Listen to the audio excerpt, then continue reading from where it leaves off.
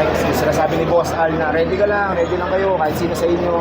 Kasi hindi naman to about SMB team, Enebra team, Token Text team, Meralco team, Gilas to eh. So, para sa bayan natin to. So, whatever happens, kung magaling ka sa team mo, magaling ka dun sa kung saan, kailangan dito alam mo yung role mo.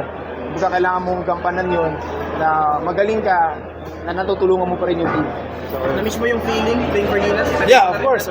Kasi naging part na kami, nag-ring ako ng Gilas with Coach Tab, Coach Nenat, and Coach Chot, even Coach Chot pala. So, parang alam mo yun, deja vu lahat na nangyayari sa akin.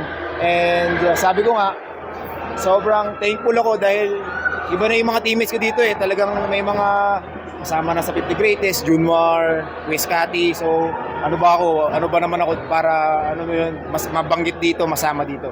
So, yun lang, inaano ko lang yung oras na yun. Kumbaga niyayakap ko lang. And thankful ako sa mga bosses na isa ako sa mga pinapatawag nila para dito. About being Barrientos, ito, PBA ito, Yeah. national team, sinusundan mo na rin yung kapag team.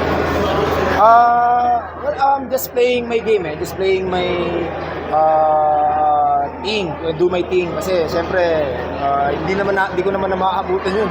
Yung Johnny A sa PBA, yung greatest, isa sa pinaka-greatest guard sa PBA. So, I'm just doing my own thing na alam mo yun, kahit pa paano, magkaroon ako ng established name dito sa Liga. Siyempre, makakuha ng championship soon. Ito yung may pa lang kasi si LA, nag-Nolya coach na, iiwanan na kayo.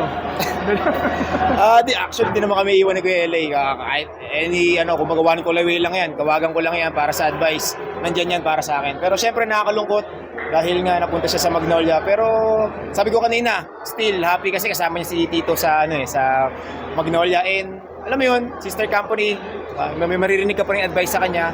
And ganoon talaga yung buhay eh. Hindi natin alam kung saan talaga mapupunta yung mga players, mga teammates natin. And even me, di ko alam bro.